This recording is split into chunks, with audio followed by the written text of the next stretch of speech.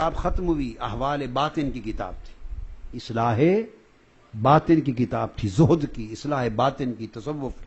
اب دوسری کتاب جو امام نووی لائے ہیں ریاض الصالحین میں، وہ کتاب الادب ہے۔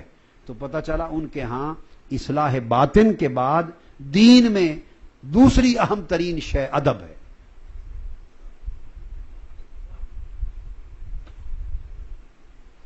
اور ادب میں پھر کہتے ہیں باب الحیا، پھر باب حفظ السر، کسی کا راز چھپانے کا باب، حیا کا باب، باب الوفاء بالعہد، وعدہ نبھانے کا باب، باب المحافظہ، استحباب طیب الکلام، نرم کلام کا مستحب ہونا، اور اطلاقۃ الوجہ عند اللقاء، کیا باب فرماتے ہیں جب ملاقات ہو تو مسکرانے کا باب۔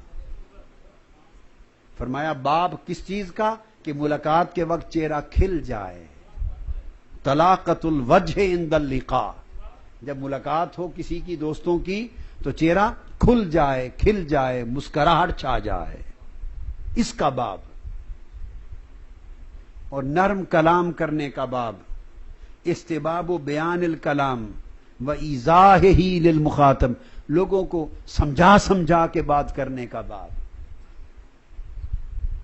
باب الوعظ، نصیحت کا باب، باب الوقار والسکینہ، وقار اور سکون کا باب۔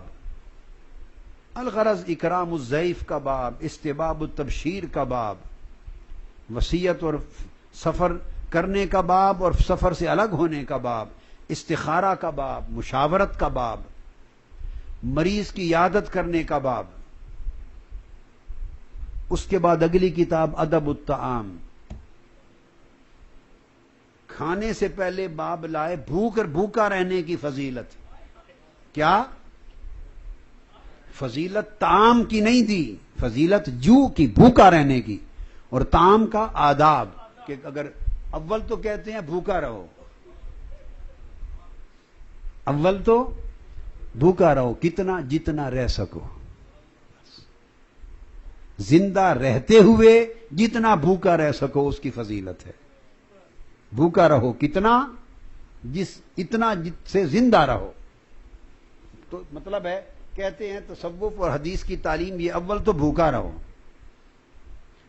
دوسرا باب اب کتاب ادب الطعام، وہ دوسرا، اگر کھانا ہی ہو تو پھر ان آداب سے کھاؤ۔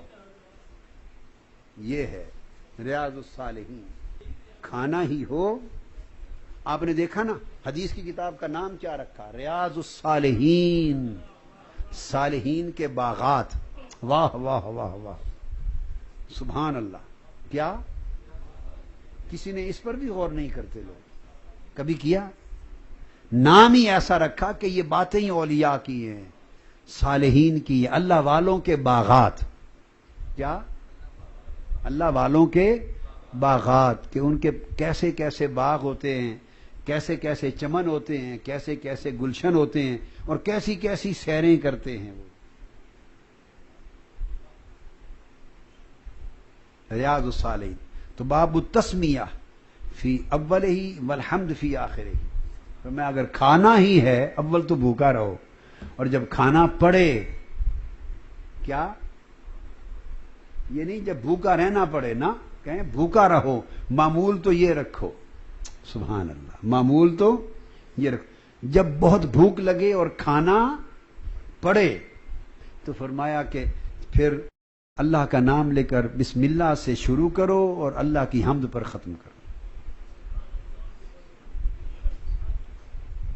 اور دوسرا، اب اس میں بھی صوفی ہے نا، اس میں بھی گھوم کے رہتے ادھر ہی ہیں، اپنے باغوں سے باہر نہیں جاتے۔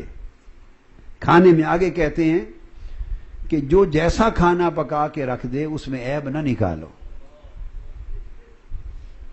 یہ کس کا کام ہے؟ صوفیاء کا کام ہے۔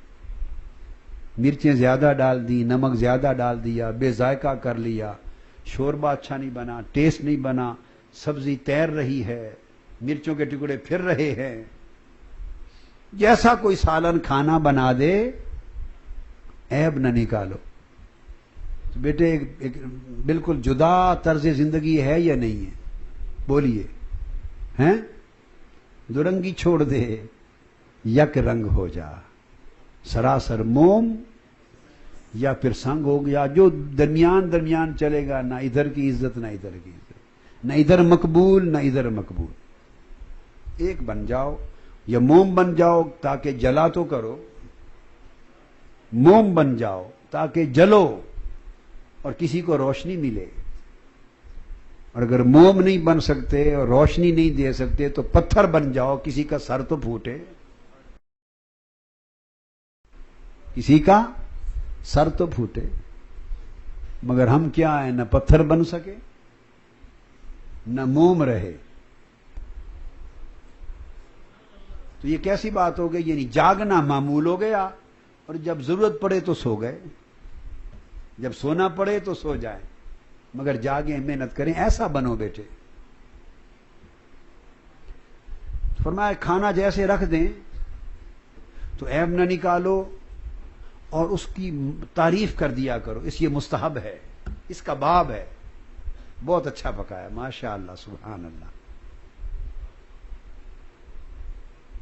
تو اس طرح سارے احکام اور استحباب اس کے ہیں، اس طرح کھائیں، اس طرح پئیں. پھر قمیض کے، لباس کے آداب، پھر وہ فلاں کے آداب، پھر آداب نوم، پھر سونے کے آداب، پھر بیٹھنے کے آداب، لیٹنے کے آداب، خواب کے آداب، پھر کتاب السلام، پھر سلام، ایک دوسرے کو سلام کرنے کے آداب، سلام کا جواب دینے کے آداب، بچوں کو سلام، پھر کتاب و عیادت المریض، پھر مریض کی عیادت کے آداب، مرنے والوں کے جنازے کے، پھر کتاب آداب سفر، سفر کے آداب. یہ سب تصوف ہے، اس کے سارے آداب، مسجد، سفر، حضر، سارے. پھر کتاب الفضائل، قرات و تلاوت قرآن کے فضائل، پھر خوبصورت لحن سے سر لگا کے قرآن پڑھنے کے آداب. کتاب استحباب و تحسین الصوت بالقرآن، تغنی بالقرآن، غنا، سر لگا کے قرآن پڑھنے کے آداب اور فضائل.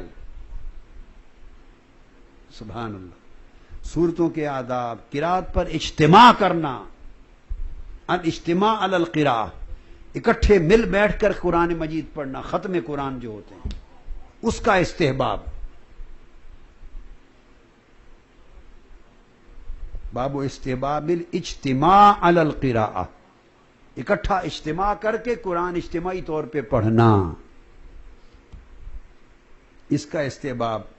وضو کی فضیلت، اذان کی فضیلت، صلوات، اب نمازیں اور اس نمازوں کے ساتھ پھر سنتیں، نوافل، رکعتیں، پھر ان کی قیام اللیل، استحباب، اس کے زکوٰۃ، پھر سحور، پھر صوم، یہ سارے، پھر فضل اعتکاف، پھر وجوب الحج، پھر حج کی طرف آئے، پھر کتاب العلم،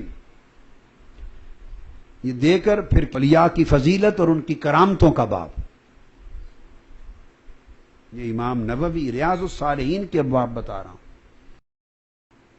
پھر غیبت کی ممانعت، جھوٹ کی ممانعت، پھر اسی طرح ساری باتیں، بغض کی ممانعت، حسد کی ممانعت، تجسس کی ممانعت، بدگمانی، سوء ظن کی ممانعت، مسلمانوں کی تحقیر کرنے کی ممانعت، گالی گلوچ کی ممانعت، دھوکہ دہی کی ممانعت، احسان جتلانے کی ممانعت، افتخار کی، فخر کی ممانعت، کسی پر ظلم کرنے کی ممانعت، مسلمانوں سے قطع تعلق کرنے کی ممانعت، اس طرح پھر وہ ربا کی ممانعت، علی ذی القیاس، پھر وہ سارے متکلف کرنے کی ممانعت. یہ سارے موضوعات پھر آ رہے ہیں. نہیں، سب نہیں، اور تحریم حرمات، حرام کیا کیا ہے، منع کیا ہے، اور یہ سارے موضوعات ختم کر کے باب الآخر پہ استغفار، اور اللہ پاک نے اللہ والوں کے لیے جنت میں کیا کیا تیار کر رکھا ہے، پھر اس کا باب اس پر ختم کر دیا کہ آخرت میں کیا کیا چھپا رکھا ہے اس نے تمہارے لیے. حرص دلایا ہے کہ ان چھپی نعمتوں اور چھپی حسن و جمال کی چیزوں، جس میں پھر آگے بات کو نہیں کھولا، چونکہ اس نے چھپا رکھا ہے تو انہوں نے بھی باب میں چھپا دیا. جنتیں ہیں، نعمتیں ہیں، نعیم ہے، نعمت والا ہے، اس کی قربت ہے، اس کی رضا ہے، پھر اس کا دیدار ہے. یہاں پر جا کے ختم کر دیا۔